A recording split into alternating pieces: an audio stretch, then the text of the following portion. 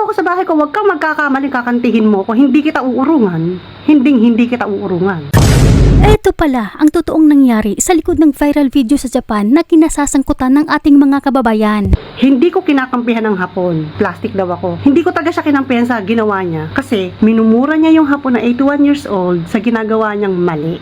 Nagsalita na ang Pinay na sinigawan ng kapwa Pinay sa basura issue sa Japan. Ito'y matapos mag-trending at ulan ng matinding batikos mula sa mga OFWs. Hindi lang sa Japan kundi sa iba't ibang panig ng mundo. Inilabas na ngayon ang kanyang opisyal na panig para linawin ang buong katotohanan. Bakit nga ba umabot sa ganito katinding tensyon at sigawan ang usapan at ano ba talaga ang totoong kwento sa likod ng simpleng paalala niya tungkol sa tamang pagtatapon ng basura. Pero bago natin pakinggan at panoorin ang kanyang video, para sa mga hindi po nakakaalam at nakapanood ng video o nakakabalita, ito ang video na labis na ikinahiya at ikinalungkot ng marami nating kababayan lalo na sa mga OFW sa Japan. Philippine人けどでもちゃんと母国から入れたの。今度関係ないの。違うよ。ここのロールは関係ないの。だからここ入れて。一番大事なのはきれいするの入れるの。きれいする。だからここきれいにして。オッケー。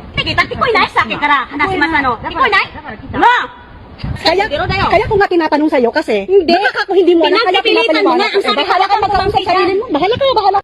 Dahil sa pambihirang pakikipag-away at pagmumura nitong isa nating kababayan sa gitna ng kalsada sa harap ng mga residente sa Japan, marami ngayon sa ating mga kababayan OFWs doon ang labis na nahihiya at nadidismaya. Aniya ng marami, ipinapahiya umano ng kababayan nating ito ang buong Pilipinas. Dahil sa kabastusan nito na imbis na gumalang bilang isang dayuhan sa ibang bansa, siya pa ang may ganang mambastos at hindi sumunod sa patakaran ng lugar. Kaya naman, para malaman natin ang buong katotohanan, narito ang salaysay at paliwanag ng isa nating kababayan na mismong naroon sa lugar na nakidiskubre sa away at pati siya ay nadamay. Panoorin natin ang kabuuang video na ito para maunawaan natin kung ano nga ba ang totoong pinag-ugatan ng viral basura issue na ito sa Japan. Meron kasi akong kukwento. Nangyari kahapon ng umaga dito sa lugar namin. May isa kasing Pilipinang toxic, no? Na akala niya, hindi porki kapwa Pilipina mo, pag mali ang ginagawa, abay ang gusto niya, kampihan siya. Which is mali. Ito kasi nangyari, ha? Nahuli siya nung Hapon na lalaki on the act na yung pagtapon niya ng basura is which is hindi tama na inangat niya yung ilalim. No? Inangat niya yung ilalim. Kumbaga, ang mga tapunan ng basura kasi dito is nilalagyan talaga ng net. Rule talaga dito yan. Tapos, nung nasita siya at pinagbawalan, dahil may karatula yon na nakasulat na hindi nga dapat daw yon inaangat. Bakit? Kasi, yung net na yon, once na umapaw pababa, yung mga basura, kakalat yon doon sa kalye.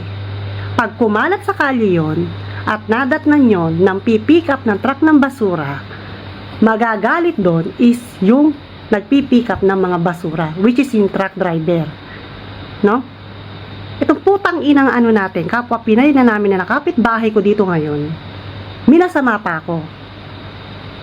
Pinapaliwanag ko sa kanya ng maayos, pero hindi siya pumapayag ng mali niya. Tinanong ko siya kung ilang taong ka dito nakatira o kailan ka nakatira. Which is sabi niya cycling lang. Ibig sabihin ng cycling lang, kabago-bago lang niyang katitira dito. Kabago-bago lang nakikipag-away na sa mga Hapon. Ha? Hindi ko kinakampihan ng Hapon. Sabi niya, Pilipina ka, dapat hindi ka gamit, plastic ako. Plastic daw ako. Kasi nga, hindi ko taga siya kinampihan sa ginawa niya. Kasi, nagmumumura siya, minumura niya yung Hapon na 81 years old sa ginagawa niyang mali. Itong mga gatong klaseng Pinay, isang toxic din dito yan eh. Toxic yung mga yung ganyang klaseng Pinay na nagpapakita ng mga maling mga pananalita. Dapat, pag alam mo nahuli ka na ng on the act, mag-sorry ka lang, wala namang mawawala, hindi ka bawasan sa kaluluwa mo yan. Shout out sa'yo, lovely na kapitbahay ko dito. At saka wag mo kong sasabihin ng plastic kasi hindi kita kilala. Sa tagal ko na dito, Wala akong involved about pagdating sa ganyan. Lahat dito kakilala ko. Ngayon, humingi ng tulong yung dalawang Hapones, yung dalawang Hapon na yan, isang lalaki at isang babae. Kasi nga hindi ka tumatanggap. Hindi ka tumatanggap ng mga pagkakamali mo. Pinaparating, sabi mo ba na to ba nagsasoji, so atari may ko to yan. Atari may ko to yan. Kahit ako naglilinis dito, mas matagal ako sa'yo, hindi ako nagre-reklamo. Kasi alam mo katwiran ko, pakikisama yan. Nandito tayo sa balwarte ng bansang Hapon at hindi sila ang mag-a-adjust sa atin. Kung ano yung rule nila, sundin natin. Hindi naman yun nakakasama, di ba? Para din sa atin yun, sa kalinisan yun. Oo, alam ko mga Pilipina, hindi talaga balahura o may kalinisan yan. Pero yung pananalita mo, wala sa lugar. Wala sa hulog. Ano? Wala ka talaga sa hulog. Tapos, pagmamalaki mo na alam mo yan kasi nagkakaigo ka, o which is na nagkakaigo ka, may nakalagay naman pala doon na nakasulat doon, bakit hindi mo binasa? O, di ba? Kasi akala ko pagka caregiver ka o kaigo na tinatawag, nakakabasa ka ng mga sulat ng Hapon. Tama, mali. Tapos sasabihin mo, plastic ako. Hindi nga kita nakikilala. Hindi nga kita nakabanding eh. Saan ako bandang naging plastic? Masama ba tanggapin yung katotohanan na sinasabi ko? Tapos sasabihin mo naka-video ko, hindi ako natakot sa video sa'yo. Babueltahan kita. Busy lang ako kahapon kaya hindi ako nakapag-video. Tapos, ugaling mo pa talaga makapag-away pala, no? Kahit pala nag-viral ka rin pala sa TikTok dati. Kasi, alam mo, ito ha, sa'yo na nang galing na matagal ka nang naninirahan dito sa Hiratsuka dito sa Japan, ha? Alam mo yan? Nag-viral ka na pala dati sa TikTok, ano? Kasi, nagbibideo ka. Which is, alam mo, bawal na bawal sa loob ng tren yan. Nahuli ka na ngayon ng mga Haponesa, alam mo, mga Hapon dito, bawal at talagang pag hindi naka-manner mode ang mga cellphone dito sa loob ng tren, talagang bawal yan. Tapos, ang away ka din. Talaga ba? Pwedeng maging matapang, pero lagay mo sa lugar. Pero pag alam mong mali, at maling-mali ka na, huwag mong gawin tama ang mali. Hindi ka perfecto, girl. Hindi ka perfecto. Huwag mo akong takutin dahil hindi ako pasindak sa'yo. Totoo lang.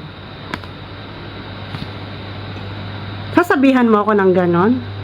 Sana, didepensa pa sana kita na ganto kasi, ano ka sa, sasabihin ko pa naman sana sa'yo na kasi baguhan ka, pagpasensya mo, nilalaylo ko yung mga sinasabi ko sa'yo, ha? Nakita mo kalmado pa ako kahapon yun. Hindi kita inaaway. Pero ikaw ang galit na galit. Galit ka din sa matanda, 81 years old.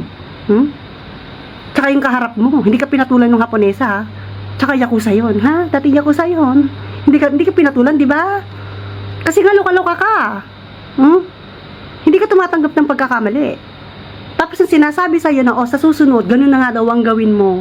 Yung pagtapon ng basura, huwag mong iangat yung net sa simulan mo sa taas kasi yung talaga dati pa namin ginagawa.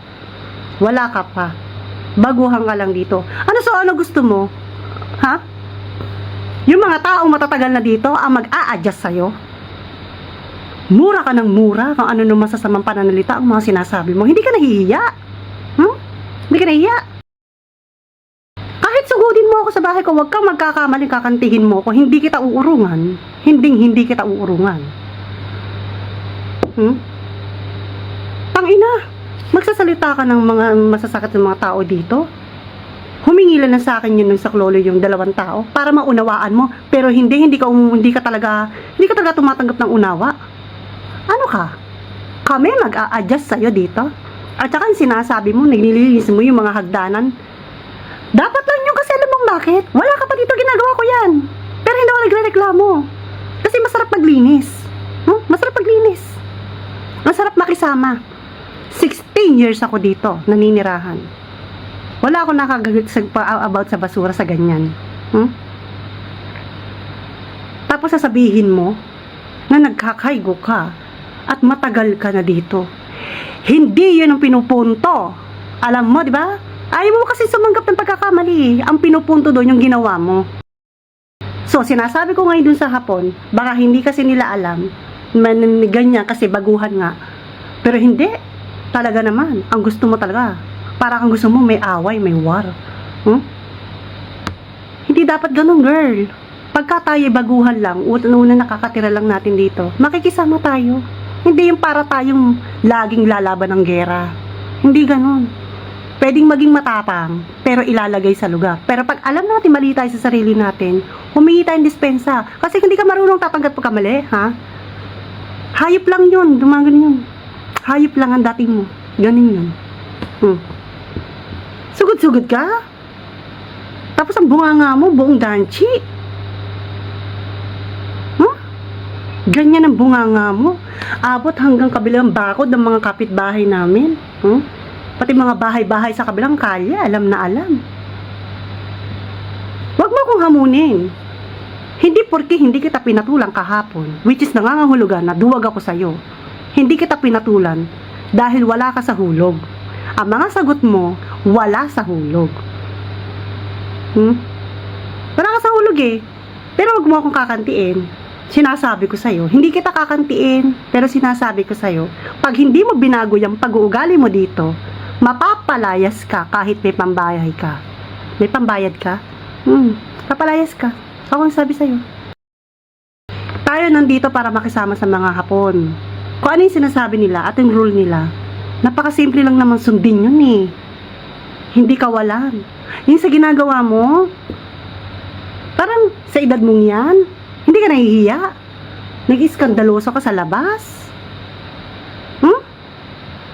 Wag mo rin akong inuunahan na kita. Kung matapang ka, hindi ko sinasabing matapang ako.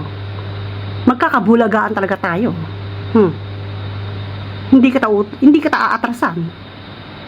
Sinasabi ko sa'yo, hindi ako nakikipag-away. Pero yung sinasabi mo sa akin, pamamahiya mo, sa harap ng kaibigan mo, sa cellphone na binibidyo mo, mali ka dun. Mali. Nandito tayo hindi tayo para makapag-away. Nanirahan tayo dito para makisama. Yun. Kahit sino mga Hapon, sabi ko sa'yo, lumaglaylo ka, diba? Hayaan mo na. Kasi tayo mapupulaan mo. Ano, siligot mo? Hindi be! Pilipina ka! Ganyan. Dapat hindi mo kinakampihan yan. Mga Japanese na yan, mga Hapon na yan, hindi ko niya kinakampihan. Bakit kita kakampihan? Ang bunganga mo talaga naman rinig ka sa loob ko ng bahay, rinig ko. Wala ka sa malumanong magsalita. Sana ang ginawa mo ganitong pananalita. Sumimasen. Gomenasai desu ne. Koko wa atashi hajimete sunderu desu kara. Kondo kiyotsukemasu.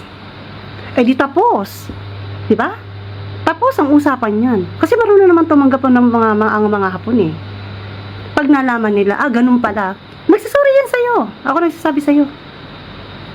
Hindi naman yan para lumaban pa siya. Pag nagsorry ka naman sa kanila. Pero kasi ang pag-uugali mo, akala mo feeling mo, binuli ka na. Hindi ka binuli ng tao. Hindi ka binubuli. Yung itsura mo yan, ang bunganga mo. Matapang ka pa sa kanila. Balwarte nila to. Balwarte nila. Tapos ganyan ang pag-uugali mo, pinakikita mo. Tapos sasabihin mo yung kata mo, kasi masakit. Kangke na nga. Alam mo kung bakit? Putang ina. Plastic lang yan, tinatapong natin dyan kagagaang nung araw na yun. Plastic bottle lang at saka mga plastic na mga pura. Kasi sabi mo, wakay kasi ko, kaya ko, ganun. Kasi sabi mo masakit, parang kaya mo makapag-away dun sa matanda eh. Niloloko mo ba sarili mo? Wag ako. Girl, wag ako. Mali yung ginagawa mo. Kaya umayos ka. Ako, maayos ako sa mga sinasabi ko ngayon dito. Alam ko ang mga sinasabi ko. Pagka hindi ka umayos, mapapalayas ka talaga dito sa lugar na to. Kasi magbait ka. Kasi ako dito, kahit na alam ko sa sarili, ako maldita din ako. In short, maldita din talaga ako. Hindi ako nagpapaape. Sa mga kagaya mo, hindi ako papaape. Hindi kita kakantihin. Huwag mo akong kakantihin. Hindi rin kita kakantihin. Kailan yung pinahiya mo ako kahapon? Ano kala mo? Accepted sa akin yon? Hindi accepted sa akin yun. Pinapahiya mo ako. Tutulungan kita kasi bilang Pinay. Pero pag mali tayo, tanggapin natin. Dapat nga magpasalamat tayo pag meron tayong tao nagsasabi sa atin ng totoo eh. Kasi yung mali natin, mariremedyohan natin, ay ganun na pala yung ginagawa ko, mali na pala. Dapat pasensya, ganun. Di nagkasundo pa sana tayo, no? Pero sa lahat tahimik to. Tahimik yung lugar na to. Ikaw lang ang maingay. Nagbubunga nga kakahapon dito. Walang magulo dito sa lugar na to. Wala. Walang magulo. Kaya nagtatapang-tapangan ka, wala akong pakialam. Wala akong pake. Kung matapang ka, wala akong pake. Pero huwag mo akong hahamunin. Hindi kita urungan. Sinasabi ko lang sa'yo. Kasi ang nakakainis, alam mo kung bakit? Ibang mga Pinay dito, hindi ganyan. Hindi kagaya mo. Kasi nakakasira ka ng image. Alam mo yun? Nakakasira ka ng image ng ibang mga Pinay na naninirahan dito. Pag tayo napagsabihan ng ganon, at hindi naman talaga natin sinasadya, humingi tayo ng guminasay. Kasi putso yun, tao ka Tao ka. Hindi ka perpekto. Yun. Ganyan naman ang mga Hapon. Hindi ko sila kinakampihan. Kasi hindi, may mga Hapon naman din na sablay. Pero, nakadepende.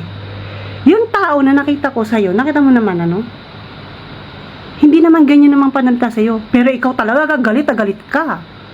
Kasi sabi mong, hindi ko naman kinalat, aayusin ko naman yan. That's not the point.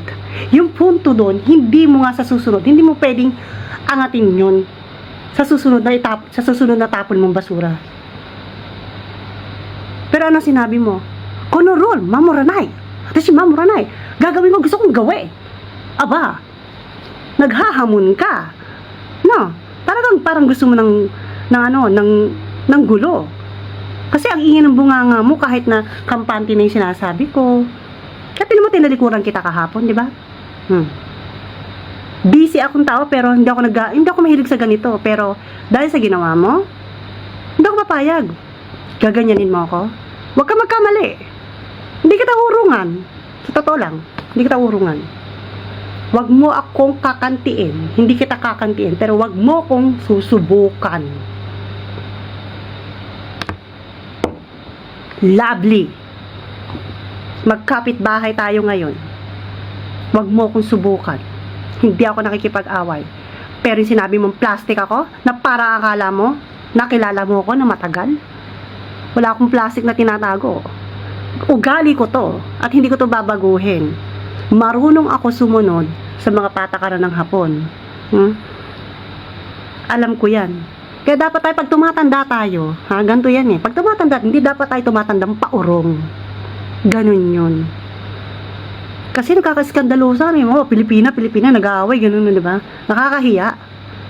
Kaya tinalikuran kita kahapon. Di ba? Nirereklamo ka. Ang aga mong nirereklamo ka. Di ba? Kasi bunganga mo. Shout out sa'yo. Dapat pagbaguhan tayo. Ako nung baguhan ako dito. Hindi ako ganyan. At saka kahit wala asawa ko, kahit galing akong trabaho, pagtoban ko, takbo ko, hugas ako dyan, basurahan. Linis ako. Bunot ako ng mga damo. Yun ang totoo. Hindi man dapat sabihin niya na wala kayo nasasabi sa akin. Ganun, putang ina, bago-bago mo lang din dito. Bago ka lang. Dapat lang yun. Tapat mo, linis mo. Ngayon, kung may kimuchi ka, linisin pa rin ibang bakod ng iba. Di arigatay. Di ba? Yung iba. Sa akin, walang din problema sa ganyan Basta linis ang pag-uusapan, okay ako. Linis, sige, linis. Para walang gulo. Yun. Ikaw, ang tapang-tapang mo kahapon. Matapang ka na wala sa lugar. Anong ginawa mo? Huwag ka magkamaling susugudin mo talaga ako. Wag na wag. Hindi kita urungan. Kilala ko na. Nalaman ko yung pagkatao mo. Dapat nga magpasalamat ka pagka meron kang kapwa Pinay na nagsasabi sa'yo ng totoo. Yun ang totoo. Yun ang hindi plastic. Kasi straight to the point niya nasasabi sa'yo yung mali mo. Kung napakinggan mo ng buo ang buong video kabayan at kung ikaw ang nasa sitwasyon ng ating kababayan na nagpapaalala lang naman ng maayos pero pinagbantaan pa, ano ang gagawin mo kapag ganyan ang ibinalik sa'yo? Mapapatawad mo pa ba si Basura Girl? I-komento ang iyong saloobin sa ibaba. Salamat!